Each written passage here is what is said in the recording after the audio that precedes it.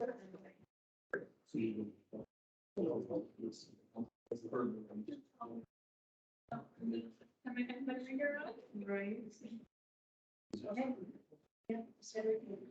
so we're at 7 o'clock. I'm going to go ahead and call this meeting to order.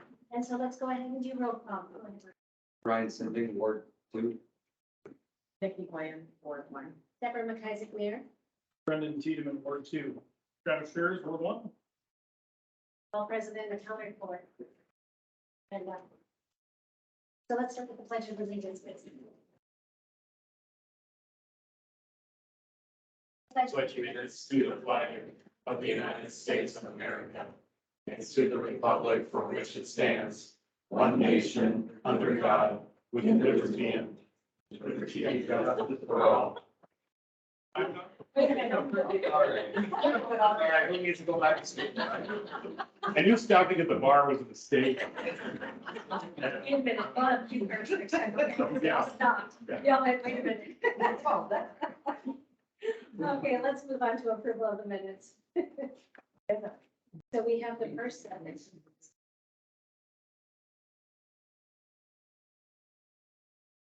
Right, so we have the first round of minutes.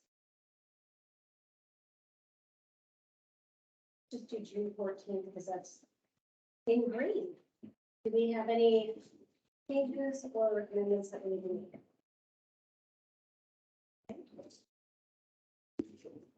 Make a motion to approve the minutes. Travis is making a motion to approve the minutes for 6/14. I'll second. Nikki's going to second. All those in favor say aye. Aye. All those opposed? And Brendan is abstaining because he wasn't here. Did you get that, Brenda? Okay, so motion passes. And we'll move on to the 6/29 minutes. Is there any comments or questions or concerns about that?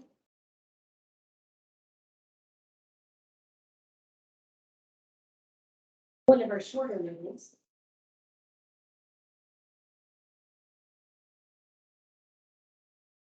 I move to approve.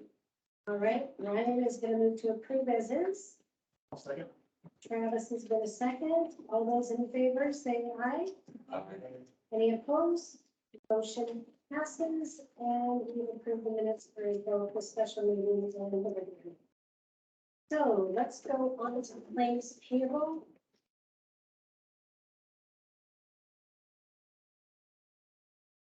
Any questions?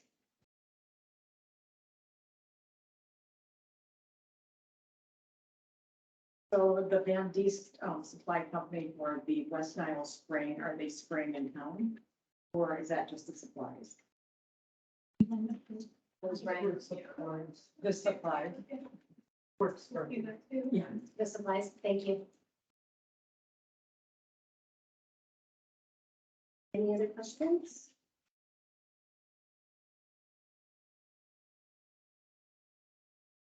No, Anybody else? Anybody else have questions? Make a motion to approve the claims. Travis is making the first motion to approve the claims payable. Brendan's going to do a second. All those in favor say aye. Aye. All opposed? Motion passes. We have approved claims payable. So we're going to move on to public time, and in light of the interest of the temperature of this room, because it's a little more hot than we're accustomed to, we're going to keep public time to 3 minutes. So is there anyone that has, per individual, does anybody in public comment you'd like to speak? Yes, sir. Thank you, Mayor and council members. My name is Arshawn Torno from the Torno office in Sioux Falls, and I represent Dave Simmons and his wife. I had talked to John Hughes probably about 3 weeks ago and wanted to be put on the agenda. I understand it's public time. But I just wanted to, having dealt with property issues with the city of Sioux Falls and the city attorney's office for almost 20 years, I wanted to put the council on notice. Mr. Hughes, and he and I have talked on notice that, there's a real problem here facing my clients with the Grant Park addition that was approved at some point in March, April May time period in 2021. I'm troubled and concerned for my clients that we can't go out and find any minutes, we can't find where the final action took place for the annexation of that property. That notwithstanding is a problem. It is annexed, it is a part of the city, and at some point, there was some approval for a significant regrading of that property such that it now directly and significantly adversely affects my clients and their property and their acreage there to their direct detriment. And the reason I'm putting the city of Baltic on those as an annexed piece of property, and if in fact you folks approved how this water is now draining to a specific point and directly adversely affecting the client, that's a problem. And it's a problem for the city, it's a problem for the clients, it's a problem for Granite Park Capital, as part of that addition. So we'd like to see, some proactive steps here from the city, whether it's through Banner who did this work and approved it, because we have lots of questions about that. And also just what's going to be done to address the problems now with the drainage that so harms my client's property. And you have legal issues to deal with. We're not going to address those tonight. I'm sure Mr. Hughes will talk to you about those. And again, I've been on that side of the table for almost 20 years and know it can be dealt with, it should be dealt with.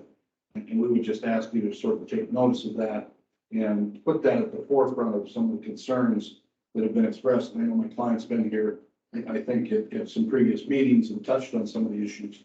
But there are more to be addressed, and we would ask you to, and the staff, and I understand it's a smaller community. I grew up in a community like this, and not much different in size, so I understand the small town aspect. But it still has to be addressed, and insofar as it's harming not only my client, but also, negatively affecting the city and the drainage. And I don't think you have to look much further than July 5th to know what the problems can be. And I understand, I see further on in the agenda, there's actually another property area over there in the southeast that apparently had some issues. And we're in that mix too, and we want to be dealt with and fairly and respectfully and hopefully before we have to get to a litigation. I'm a litigator, I've done that for 35 years, but on behalf of my clients, I have to go that route. I'm telling you that up front. If we can get it worked out to everybody's advantage and everybody can agree, we'd love to do that. But we need the city to chip in and deal with the issue as well. Well, let me address a couple of those things. First of all, if there's items that are public record that you need specifically, give me a list and we can get that for you. Okay, there's no reason why you can't have that information. It's my understanding that that's been requested before. My office wasn't involved and we haven't gotten it, we haven't found it. And I can tell you, when I go out to your website, every time I go to something I want to see, it says it's under construction and we want to get that. Well, that depends, because we did clean up the past years, but 2022 is a bit of a struggle. But 2021 should be in there with the records that were accessible to me, should be on the website now because I cleaned it up myself. But if there's a problem, I'll take a look at that again. Who do you want my office to communicate with? Directly with Mr. Hughes to make that request? Sure. Pass it on? Pass it on to Linda. Yeah, and then we'll take care of it from there. Okay. I will certainly do that. And then, the other thing that I just wanted to say is that I've been in constant communication with Dave. And so I don't think that the city in any way has indicated that we're gonna blow this off and not pay attention to it. And so, just so you know that. And we also have it further on the agenda. So if you can allow us to approach this the way that we need to as the city, then I appreciate that. And if you need to interject in the capacity that you feel you need to, then I understand that too. I understand. And I want to be clear, and I don't want to get off and on. I never claimed that the city was going to blow it off. What I've seen in some of our communication, I've seen more of a hands-off approach. Hopefully you can work it out with Hefty or whoever. It's a three-way. Well, there's also been a change of administration. So there's been a distinct change in direction of how a lot of things have been approached. And so if you can allow us the time, because it's a heavy lift, it's not a small task, and that we're definitely making progress as we can. And we're happy to keep you apprised of that progress because it's all public knowledge. And I am on behalf of my client, I think he had some communication with you when he first took office, and we've sat back a little bit. I know there are a lot of things on the plate, but of course, as they move forward too, time is of concern too, but we certainly understand that. Sure. Thank you for the time. Absolutely. Thank you. Is there anybody else that wants public time? Okay, Jane. Oh, Jane, sorry, announce yourself so we can get it in the minutes. I'm Jane Ackerman. Besides their issue, I think the city is very well aware after the state was here that there's an issue all on the north side of the Grand Park addition where all of our properties have been destroyed. Half of my backyard is dirt, no grass, sand, everything's dying. All my plants, everything is just covered with dirt. My house is covered with dirt. I understand that there was gonna be some type of situation where there's gonna be some form that we were gonna be able to fill out and request that our property be restored back to what it was before this all started. Yeah, there was a form that we discussed in last meeting, and upon more research, I realized that it's not necessarily the city's place to provide a form, but I'm more than happy to explain the process, and Ed explained it thoroughly in last month's meeting. And so when we get to that piece, we'll walk it through again, okay? And so really, I mean, in a nutshell, the DANR is the one that facilitates that process, and they can answer any question about the grievance process, because it's really not in the city's authority Right. to be able to walk you through that process. So I misspoke when I said we should make a form, because it's not really something that we can directly get involved in. But what we can do is direct you to the DANR. And if you have specific questions, Ed is a great resource too, because he is the one that met with DANR. But anyone who needs to be directed or get that contact information, we're happy to provide that contact information, but it's probably best that you deal with it directly as a property owner between the developer and the property owner. And so the city doesn't really have a place in that conversation at this time. The development, they should also deal with the development. Yes, Jane. Are you kidding me? I'm not kidding you, because it is the developer that is the one that oversees the erosion control of the development. But I'll talk to you offline and I'll walk you through it. Okay? Thank you. Cool. Does anybody else have questions? Yes, John? Will you please say your name for the minutes? John Sinding, 902 4th Street. Thank you. I hesitate to add to the thought. That's all right. Knowing that Ryan is a one-man wrecking crew for the city, and he's doing as best a job as he possibly can do. Yes. I understand the lake, but I just want to point out that, especially in light of the most recent heavy downpour of the rain, that there's been erosion problems on 4th Street and all this. That needs to be on some kind of a calendar for erosion. And I appreciate you mentioning that. After that storm, we did have someone go just push some dirt up there and the gravel that got washed away, we tried to push that up to deter that from future rains. And we definitely have it on the calendar to get the finishing edges of that street done before it snows. If we can do it sooner, we'll do it sooner, but it's definitely on the calendar. Thank you. You bet. Any other questions? Good questions. Yes, ma'am. Christy Henry, Oh, hi, 428 Christy. Johnson Avenue. Hello, nice to see you. Yeah. I wanted to make sure that it's on the docket to discuss the removal of our rear access to our home. It is on the docket insofar as talking about Fifth Street, which of course your rear access is part of that, because that is part of the grading that it happens. So your driveway will always be part of that conversation, even if we don't use the word driveway.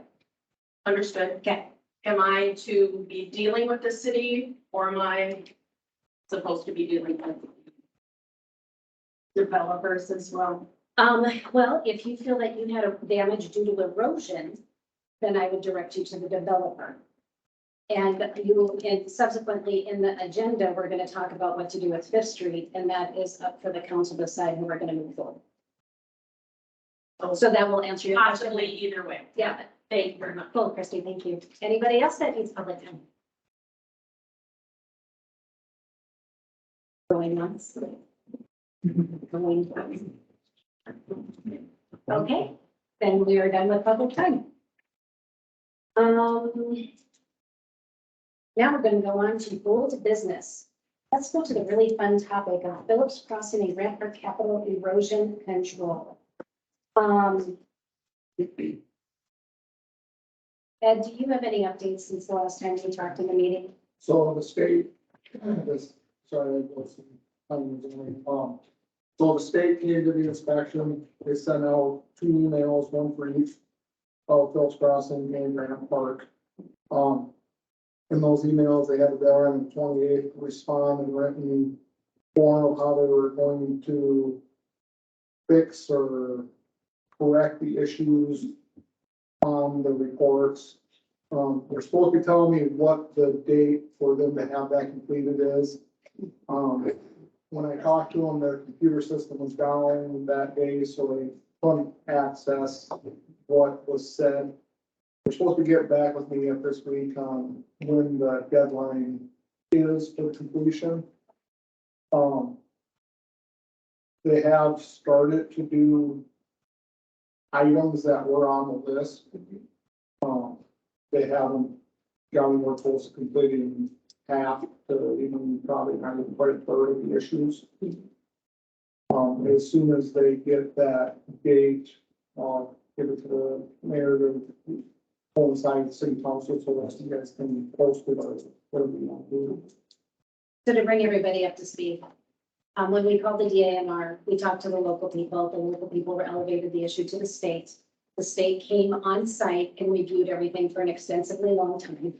And they went through what was expected during a development and the different reporting that was expected and the different controls that were expected. So then the developer was very clear about what the, for lack of a better word, expectations were of the state. And so they are in the process of working on that. There is a grievance process for citizens who feel that they have undergone damage due to the lack of erosion control. That process starts with the DANR, correct me if I'm wrong, Red, it Starts with the development. well, let me restate. If you have questions specifically about the process, it is absolutely good for you to call the DANR and we can absolutely provide you that contact information. Just call City Hall or we'll have that for you. And then if you have specific questions about the process, they can help you with the process. But that actual process starts with contacting the developer and asking for a meeting for them to review your property and the damage that has been done. So then they have the opportunity to make it right. And in a nutshell, the DANR asks that you document all of those steps to show that you did call, they did come. You talked about the issues of what needs to be corrected and what actions that the developer took to correct it. And so that is basically the initial step. And any other issues along the way, the DANR is probably the best point of reference because that's not really our expertise to walk through DANR policies. And so, did I cover that, Ed? Yes. Okay. Are there any other questions about that? Yes, can I, who's the contact person then? Jill Rydell is I don't have her phone number. We'll find it. You can But I can have give it to Tom. Yeah, So- Linda, let's put that in the minutes so that way it's there. Put it on the website, maybe, or- But if we put, it'll be on the minutes, which is on the website, so we'll be okay there. What else am I missing, Ed? Okay, so that's the update on the status of the DANR observation of erosion control. Because of the cumulative erosion that has happened, and we have what, 4.5 inches in an hour, right? We all bore the brunt of what that looks like and whether or not our infrastructure can sustain that. So I had a brief conversation with the superintendent of schools and to talk about potential solutions. They also they sustained a situation with that storm. So they're working through that on a short-term solution. But Bob wanted to have a conversation with the city so we could talk about long-term solutions, because I do think it warrants us taking a look at why, it's not my opinion, it appears to be obvious that we need to look at this from the city perspective. That from the water to the new development to the river, we need to make sure that those needs are being met. Okay, and so when I talked to Bob, I said, how would you like that to look? And he said maybe a group meeting would make sense. So all of the stakeholders could come to the table to have that conversation.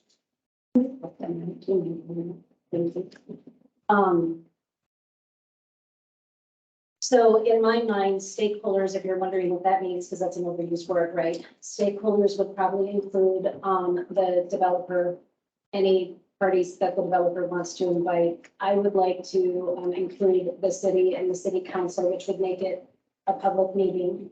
And then, of course, invite the superintendent and whatever parties they want. Bob said that it probably makes sense to have their engineer for the school, because now we're adding a school to the mix too, which is also going to affect the water flow. And so their engineer will probably come as representation. It's probably most likely that the developer's engineer will come as representation. And so because, which is getting to my point, is that, because we have three, and then of course, any adjacent landowners that want to be present in that conversation, or any taxpayers that want to be part of that conversation are going to be welcome to come. So you are welcome to come. We'll let you know when it is. So anyone can be there that wants to. Did I cover all my bases on that? And the possibility of the city retaining an independent engineer. That's where I was going next. I just want to make sure that we're on the right page. Yeah. Okay, so because we have the developer, we have the school, and we have the city, or I don't want to say primary stakeholders, but obviously large stakeholders in this process. And because Banner Engineering represents the developer and most likely will ask them to represent them in this conversation since they did the initial study. And the school has hired Banner to do the renovation or the addition for the new high school. It would seem prudent to me, although not my decision, that we would ask another engineering firm to have another set of eyes at the table, so we don't have the same engineering firm representing all three parts of this conversation. So with that being said, my recommendation is that we ask ISG, which is a local engineering firm, to represent the city in this particular conversation and this particular workflow, just to have a second set of eyes. And that is something that I would like you guys to discuss. The goal is a comprehensive global solution to develop a drainage mitigation plan that will serve everyone's needs. It also will include an evaluation of the current plan to see how that works and then seeing what we need to do to change, which probably involves comprehensive, doesn't it? Absolutely. Okay, Madam Mayor, question. yes, sir. I'm relatively new to this. I understand Banner was the engineer for the developer. Was Banner also serving as the city engineer? 2021 when this project took place and the annexation took place? It's my understanding that Banner was advised in certain capacities of it, but they were ensured that Banner ensures that there were different representatives because Banner is a very large organization.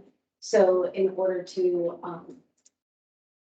make the council, and maybe I'm speaking on your behalf, that the council feel comfortable with Banner, giving us or giving the city advice at that time, Banner must have satisfied that to the council. I wasn't part of that. That's just me. But your understanding is Banner said they had, there was a phrase, sort of the Chinese wall in effect in their organization that between whoever was working supposedly for the city in the engineering aspect of oversight as compared to who was working. Sean, I think Banner needs to speak for themselves. I mean, I don't know that anybody at this table knows exactly what was done. Certainly, it's a relevant inquiry, but more importantly, I think in order to just ensure independence and no appearance of impropriety or at all, I think a second set of eyes that's qualified needs to look on this process so that everyone is satisfied that it's an independent, objective review process. So we can have confidence that all the i's are being dotted, the t's are crossed. I mean, we've got significant elevation differences between the properties that we can all just see by looking at it. So we all know that there are issues that have to be addressed. The addition of paving and additional impervious surfaces is going to increase, not decrease runoff. So, I mean, hopefully that's the takeaway from this conversation. And to be transparent, I did reach out to several engineering firms. I did speak to a couple of them and I did include Alderman in some of those conversations. And so based on those conversations, I feel comfortable recommending ISG. If you guys want me to do more research, I can do that. They're apprised of the situation, but I said it was up to the council as to whether or not they would, be there as a guiding hand in these conversations. So that's, Just a quick question, I'm not familiar with ISG, is there a certain person you're talking to? I know you're gonna discuss it more. There's a certain individual within ISG that would be doing the work. well, I talked to the president of the company. And who's that? Specific, I think his name is David, and I don't know his last name off the top of my head.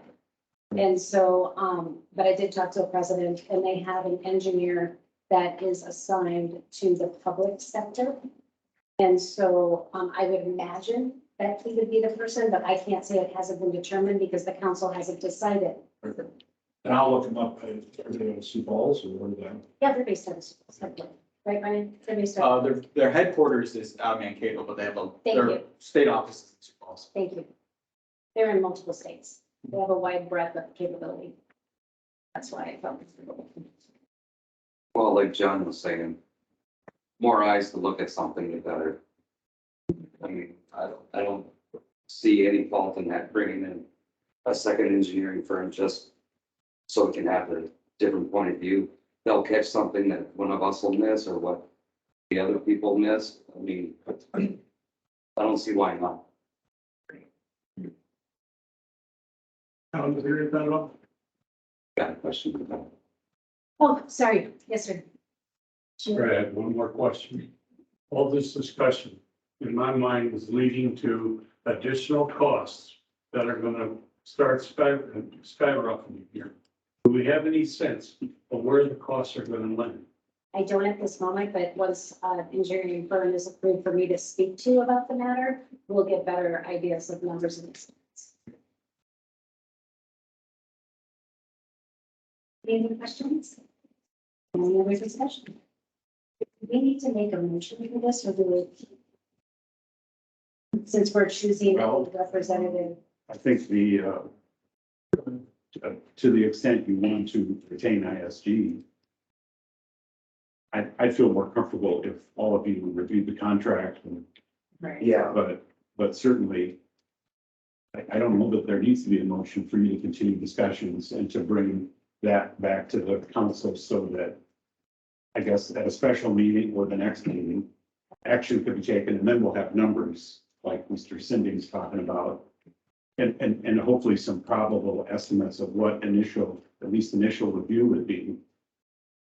Obviously, we'd all hope that Banner is gonna carry the laboring oar on this.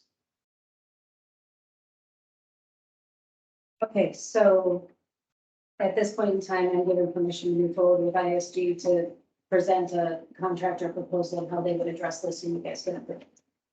You're not entering in anything else? No. Yeah, it's not going to be, Okay, just like giving us. okay, and that's what I will do on that. Deborah, will that include the Fifth Street issues too? I mean, I don't mean to get ahead of you. No. He's referring to the next item on the agenda because everything is, as Christie had very aptly pointed out, they're kind of all overlapping. However, I do think that there's erosion on Fifth Street, but then there's the other matter of how the project of Fifth Street. So as far as erosion is controlled, John, I believe that would be potentially encompassing, but I also think that we need to have a discussion about Fifth Street. That's separate from the overall erosion control. So So it's separate, but part of the overall problem. I would think Yes, so. okay. I would think that those would be two separate situations. So I'll go ahead and move forward with ISG and tell them that we want to seek their advice and have them kind of delineate what that would look like for the council. And then I'll bring it back to you guys so that you guys can review it. Okay. All right, on to Fifth Street, more fun stuff. Hey, Christie. So I did some research about, the project that is Fifth Street. As you all recall, we had, a paving request from the council. I think it was last July or August. I can't remember. I'm sorry. And that was after some work had already been done on the street.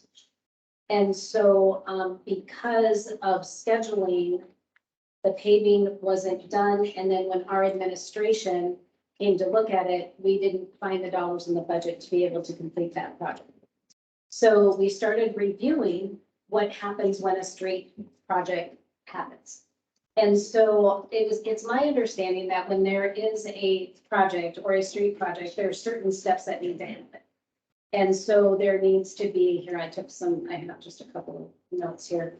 It's basically engineering principles, like John said, it's a very principled practice. And so it starts with project planning. Now, this stuff can happen in all sorts of different ways, right? So I'm not going to try to complement it. There's complicated. There's project planning, there's the design phase, there's project bidding. And then there is, sorry.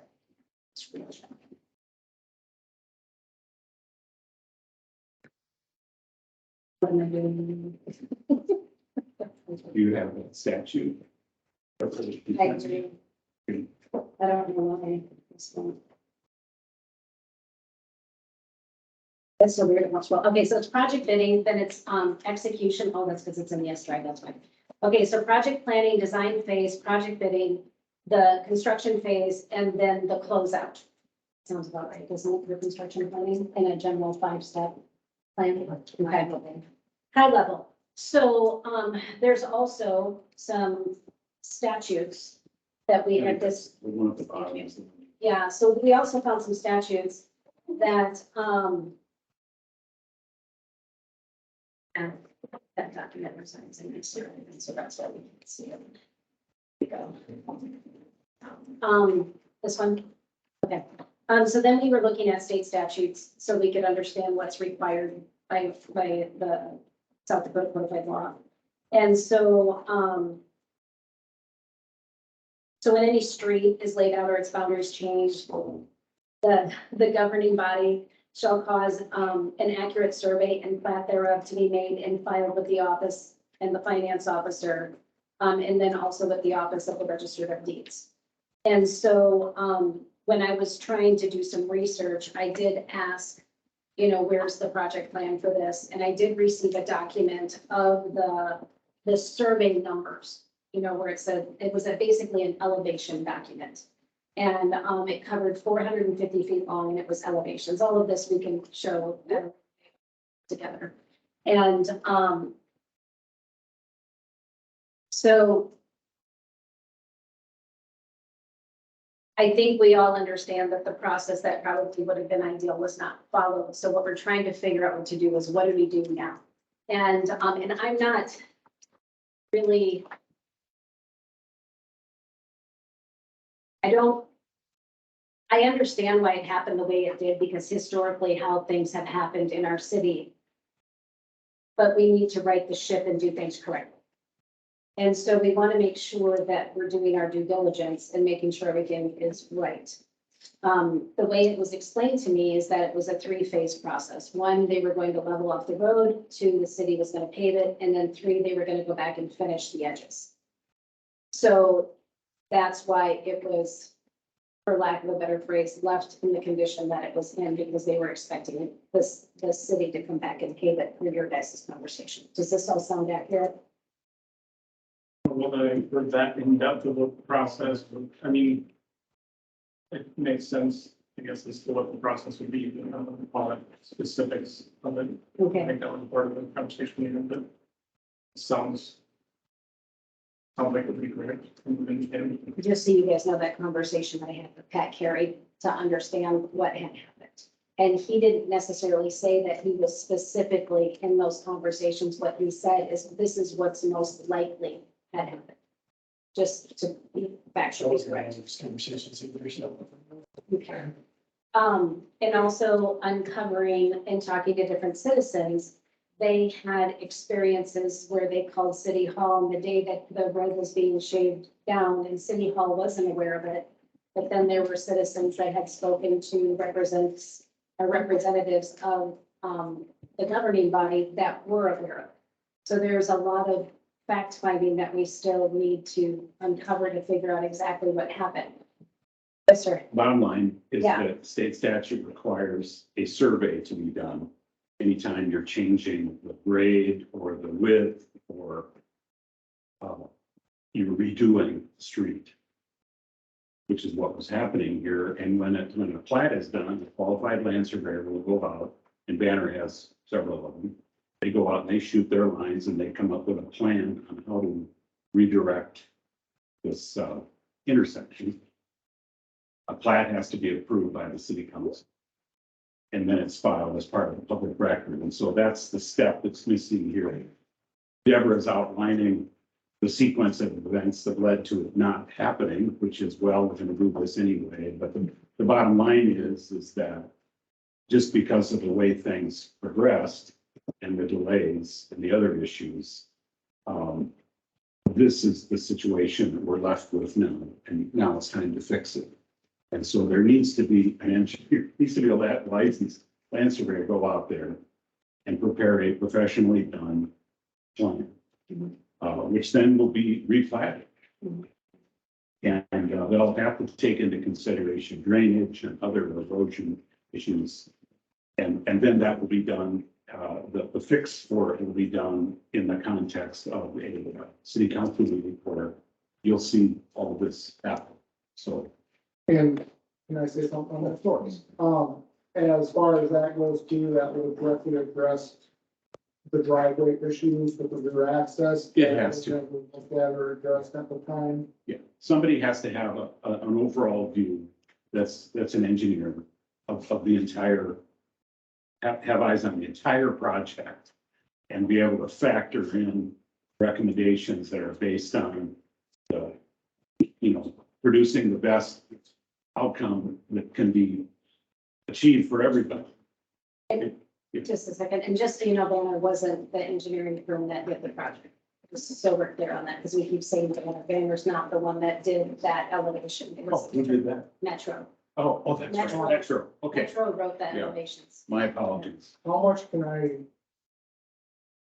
don't use any names or anything like that of the sort. Can I say what was told to me about how that took place in this, or is that behind closed If doors? it's something that Right. you feel is pertinent to the conversation. So when I talked to an individual about issues with the last storm, the words were said that that street was cut down on the decision that a bike path was put in around the school, and the city would pave that if they cut the dirt down.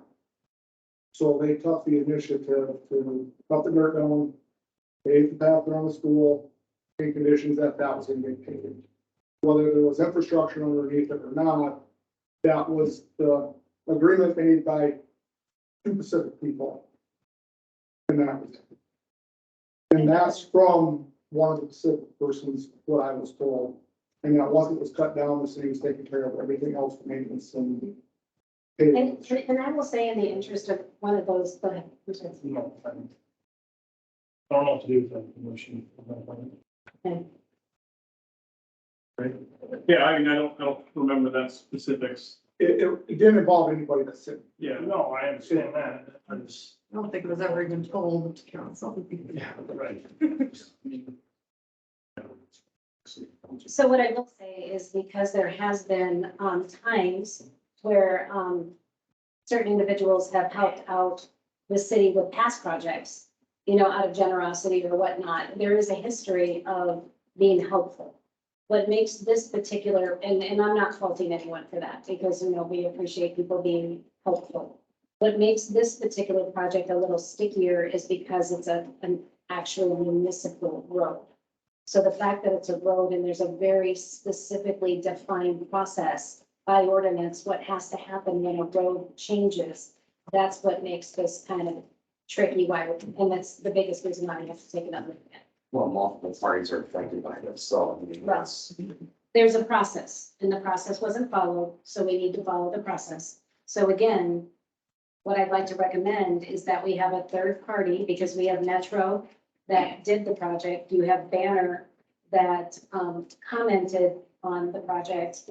And I would like to have a different company take a look at this and estimate what it's gonna take to have happen, and then figure out from there, Johnson, maybe before you ask the question, figure out what the scope of the project is, and then figure out what do we do from this point. And so I'm asking, can I give ISG the opportunity to explain to us what they think it will take? And then you guys decide what we do from there. Action from us. I just need you to say it's okay to talk to ISG about making a presentation to you guys about history.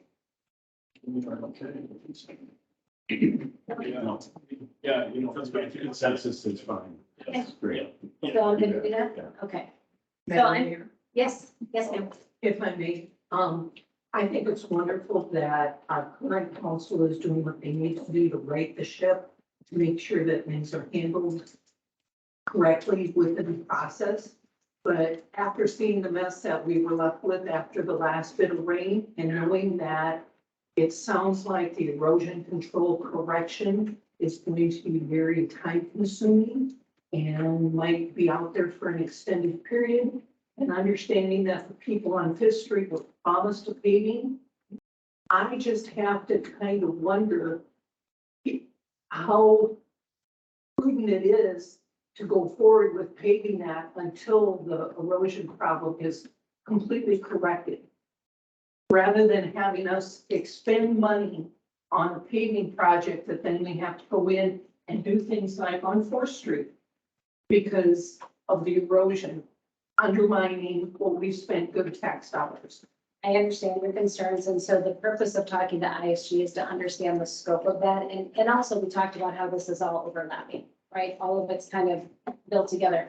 If you've seen Fifth Street, you'll also notice that there were some steps taken to be able to backfill the trenches that were on the side of the road. Erosion blankets were laid down, so they did try to stabilize the side of the road. The city didn't do that. Another party took care of that. And so I was very grateful that they chose to do that. That was nice. So I guess I can't really say one thing or another until we talk to Lola Given that, I mean, just, and I'm not an engineer. So I don't know. And then what we decide from there is really up to the council about what we want to do. The paving to me is a separate conversation, as it is to make sure that things are right for the landowners that are adjacent to Fifth Street, so we can right the ship. So that's what is, but it's all intertwined. So makes it complicated. Can I say something about the flooding? Yes. When it comes to flooding, I don't think you're gonna find very many cities that are equipped to handle 6 inches in an hour. Okay, when I came home Tuesday of the 5th of July, North Cliff was completely flooded. They redid that. How many years ago? They put in better drainage and whatever. It was still flooded because the infrastructure can only handle so much water at one time. Here, Ryan, That's what, and we point out that people at the north end, when they supposed to have half the rain that we got on that event. Yes. They only had 3.5 inches. And I know we had over 5.5 because my school filled up 5.5 inches and was running over the top, so it's a pretty good rain gauge. 57th Street Tunnel always floods. Yeah. Okay, the infrastructure is not designed for that. That's what the streets are designed for, to pool the water with curb and gutter, flood, and then go into the drainage system. It's all a process, and our Fifth Street is, it's a mess. Fourth Street happened just because it was a fluke. You have the road just getting done paved. You have no slope on there yet because the process was just finished. So 5.5, 6 inches of rain comes down, that will erode. There's nothing you can do about it, but come back and try to fix it. So what I would like us to do as a council is work together and fix this. That's all I wanted to say. And when I talked to the superintendent, he said, you know, I know they use phrases like the 100-year flood, and he goes, and I fear that it's not necessarily a 100-year flood anymore. It seems to become more the norm. And I think it's prudent that we discuss that as a city so we can be better prepared for it and be able to deter the type of events that we experienced. So, Christy, does that answer your questions? No, Okay. but that's not your fault. I did want to point out that it's actually the second time. This is the second time they fixed a bad washout. So that's one thing I wanted to point out. The other thing, I want to be clear, going back to something you said, that all of those road issues, the grading down had to have been approved or should have been approved by city council. Am I to understand that was never approved? It is my understanding there is nothing in the minutes that indicate that that was approved. Got it. That Is is that a that clear statement? And that was not Banner, that was Metro? Metro did the work. I don't understand. Did they just come out and did that or what? Metro is directed By to who? do the work. By who is what I want. That's what I want. The developer. Thank you. You're welcome. Any other questions?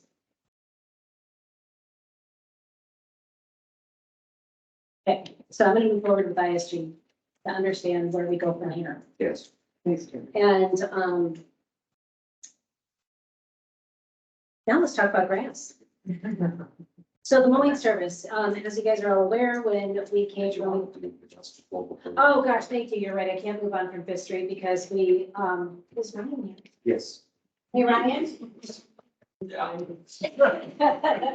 And he comes from the other room.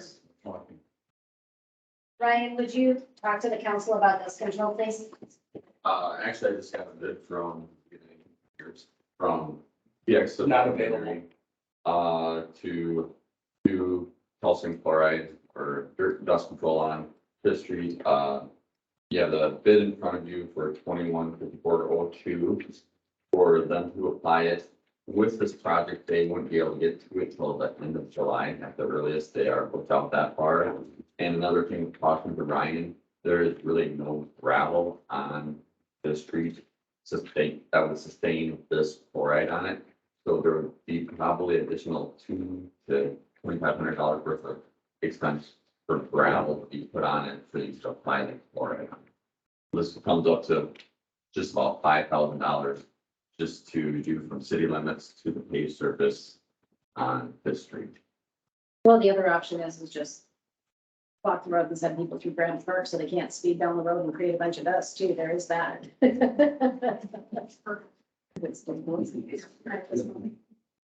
There's multiple problems with dust control this year. We use calcium chloride at where I work, and we've had issues with it bonding to the gravel. Granted, most township, roads and county roads are a lot better conditioned than ours that has more gravel on it. Best case scenario, you want at least 6 to 8 inches of gravel on a road. Ours are usually 4 to 6 at best. We've applied calcium chloride, which is a very expensive product, to multiple roads, multiple times, and it will not hold. I can't tell you why. This year, it's just different. It's just not holding. We've done these roads in the past. It held through for 2 months, but this year it's just not holding. I don't understand why. Now, another reason why they're full till the end of July is every single township in the area is bidding for the services.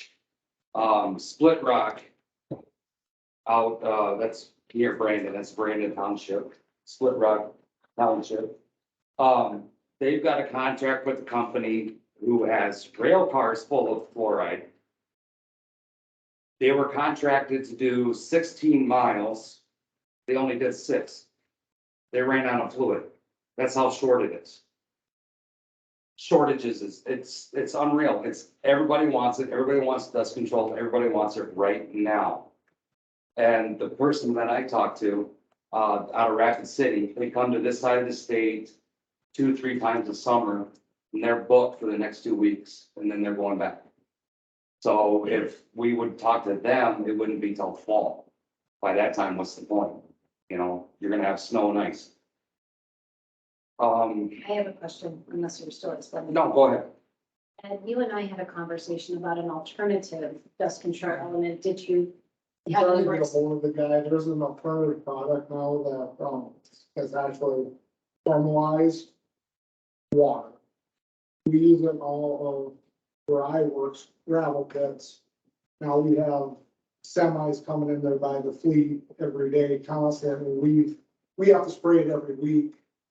But, I'm trying to get the information from the guy, he's hard to get a hold of, to see if he's willing to. I'll say it right now, it's not costing us much to do it right now because of the storms. He had a storage unit destroyed, so now he's got more product than what he's been disposed of. Sure. So he's been working out pretty good deals to, just because he has to take the stuff product. Well, and in full transparency, it's a byproduct of a candy company. So I love you, What- not go lick the street. What happens to the rings? So far, we haven't had any problems. What material you putting it on? Dirt Gravel. And it's holding? is holding. Well, the thing is, gravel holds chloride, but if you have like on Fifth Street, there's red rock in the stretch. Yeah. It won't bond to it. You'll still have dust. So this stuff here, so in our pits, we have rock and dirt and dust and some gravel. It seems to go through the rock and actually help Really? below the rock. It's, I mean, like I said, I'm trying to get a hold of the guy to get how much pricing he will charge. Are you guys okay with Carmeline streets? Well, it does not, so our bug problem, you know, that was the first question I had was, is it gonna attract thousands of flies? Well, it hasn't so far, but Does he have Oompa put it down on the road? what's that? Does he have Oompa put him down on the road? Because it's candy, is it Oompa? No, I. Okay. Okay, bad. Nobody got it. Yeah. Got it. Horrible. You have a set of Hershey's candy on So that's one of the side effects is the bug population. No, it actually doesn't attract them at all, so. Yeah. That was our concern, Yeah, was, are we gonna have all these bugs, you know, because it's caramelized, it's a caramelized water byproduct. So okay. Huh. Do you have to damp the area before you apply it, or can you apply it dry? Applies it right on top of the dry dirt. I think this is something that we should look into and have Ed pursue this. That's why I brought it up. What's the You impact didn't on bring it the up, I brought it in. It has no effect on the sun. I mean, it's mainly water, you know, You're number one. it has to be applied more often than calcium chloride, but it's also more abundant, it's not as expensive. I mean, because right now, the only thing that we found from Bumblebee's service Yeah. is magnesium, is the only stuff that seems to be working right now. It puts calcium chloride in the poorhouse Yeah. because it's that expensive. Thank you, Ed. So do we want to give Ed permission to get a quote from this guy and figure out what it's gonna take to do some dust control? Yeah, and be in contact with Ryan. Okay. Keep Ryan in the loop. Chris, you okay with Carmel being on your backyard? Dust is the least of my worries. Okay. Just checking. And, thank you. So Ed, if you can go ahead and move forward with that, we'll get another quote to see if we can Thanks, do. Ed. Yeah, that's really good research on that. Okay, I think we're done with the Fifth Street. Thank you, Ryan. So mowing service.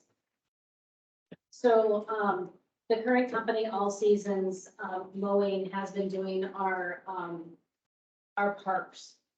The first week, I think it was somewhere around 2,500. They came in the next week and they got it down to 2,000 because he says it's a maintenance thing, right? And the more you do it, the less time it takes. They bring like 6 guys in and they do all the parks and so it ends up coming out to on a weekly rate. I just checked with them. It's landing at 1,875 a week for that. When Ryan and and then we called other companies to see what it would be. And you called like 3 different people. And so we had one response, which was 2,480 per week to do our cutting. That's just the parks. That doesn't include the other stuff that Ryan's been cutting. So in light of that, I guess let me just do full disclosure, because this is gonna go down to the part-time person, so let me just kind of jump over to that for a minute. Because Ryan is one person, and we want to focusing on the things that we need him to be doing. I asked him to ask All Seasons what it would take to just mow the rest of it, so he wasn't mowing, so we had a comparison of, does it make sense to have All Seasons just do all of it this year, right? Just to get us through this year, versus hiring a part-time person that would be mowing like 10 to 15 hours a week to do the things that Ryan was mowing. So we're gonna look at that as a stage 2.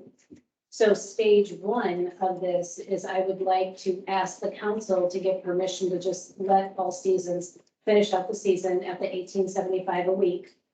And then we'll evaluate for next year what we need to do. That's what I'm asking.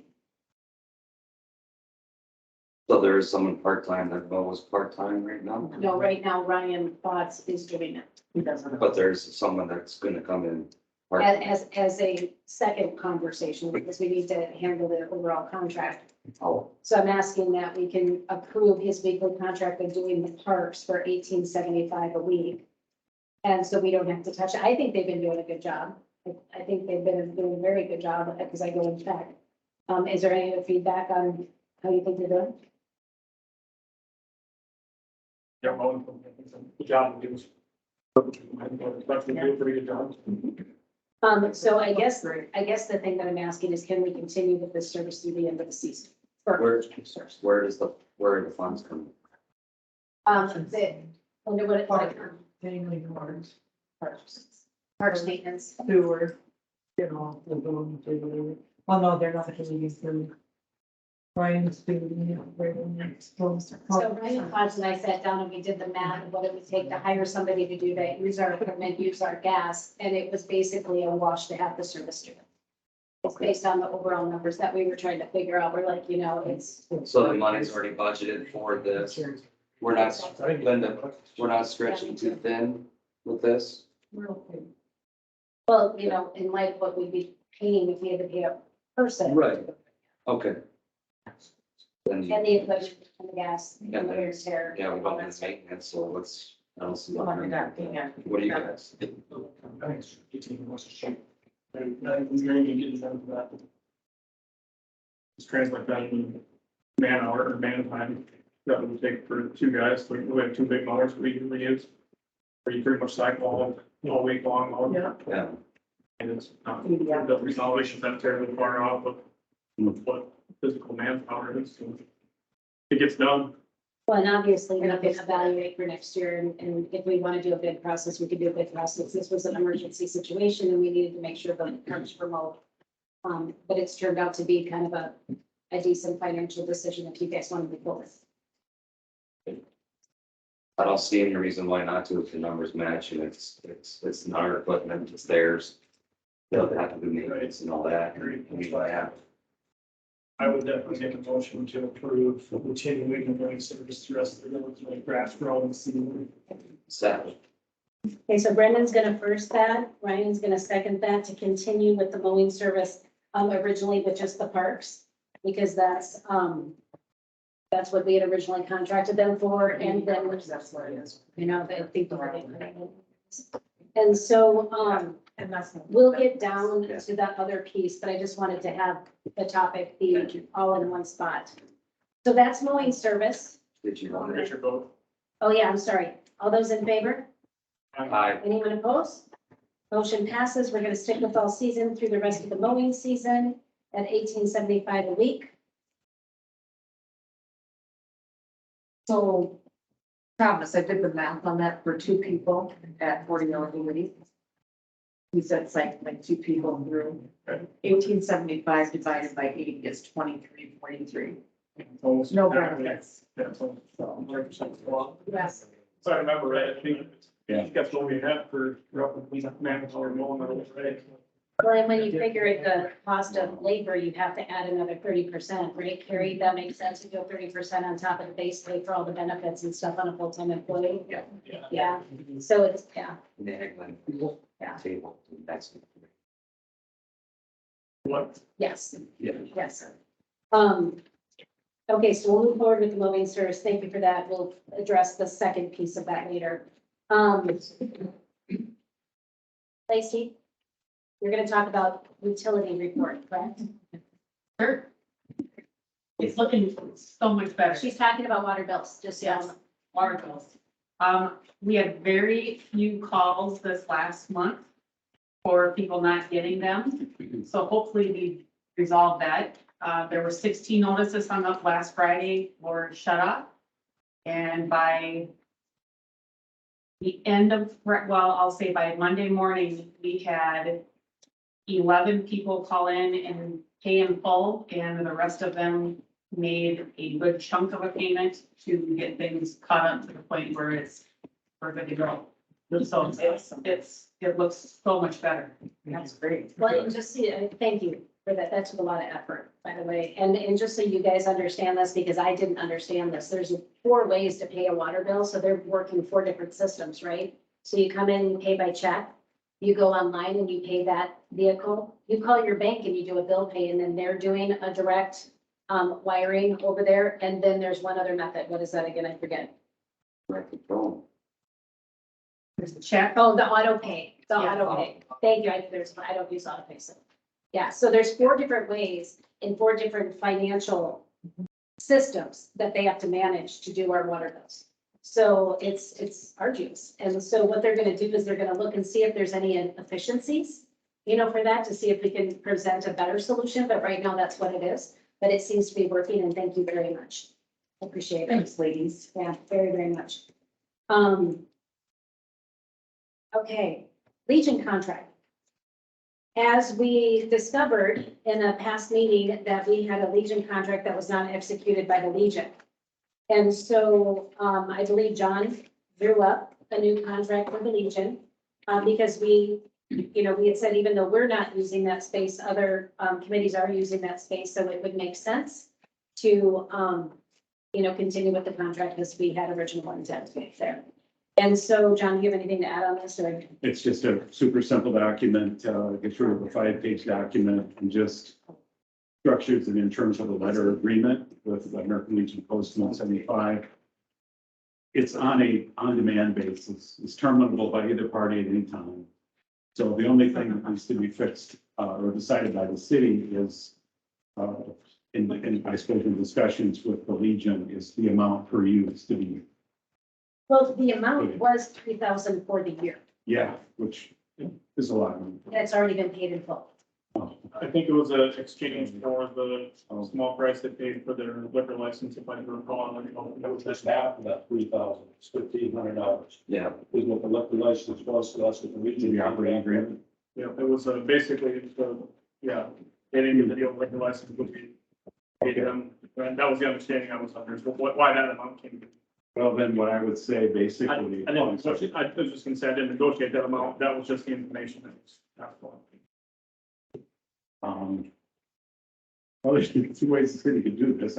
This agreement that we have is not valid because it's not signed by the tenant or by the Legion. There's a whole lot of stuff here. I mean, a landlord-tenant relationship to me this is just like a shared use agreement for a facility. And it contains the kind of protective provisions that you would want if you're the Legion. City carries insurance, the city's gonna set up, the city's gonna tear down, the city's gonna put stuff back the way it was. The city's just gonna use the main floor, and no other part. The city's gonna have keys, and the city's not gonna use the property for anything other than meetings of the city council, the planning commission, and any other affiliated groups of Baltic. So it really is more of a kind of like a venue instead of a landlord-tenant relationship, which seems to me to be overly and unnecessarily complicated. Given the fact that the city's paid for it, I suppose you could still plug in $250 a month, which is what the existing verbal agreement is. And then at the end of the year, you can decide if you want to continue on or not, because that document is an evergreen.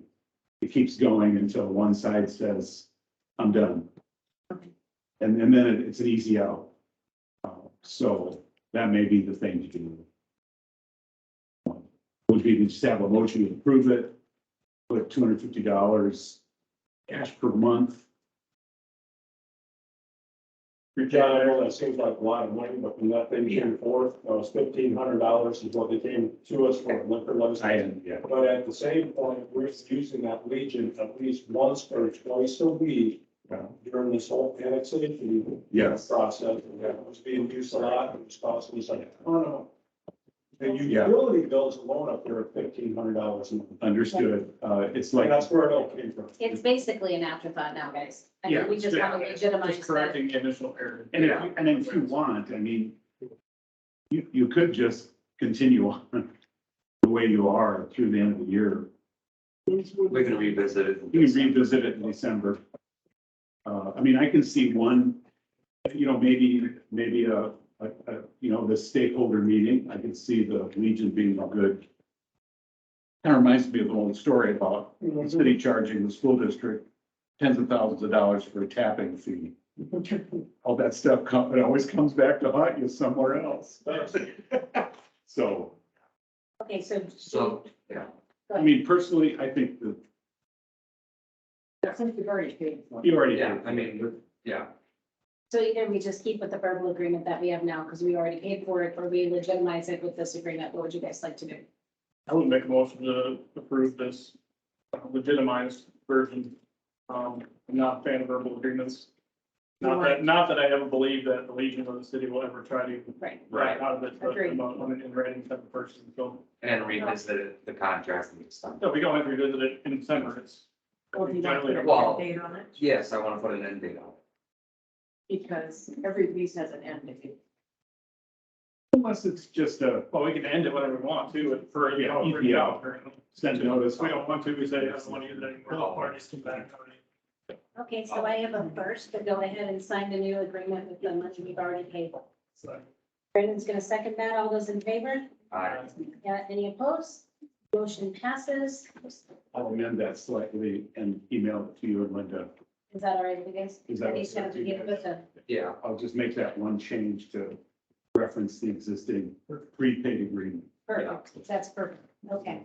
Do we need to revote with the amendment or not?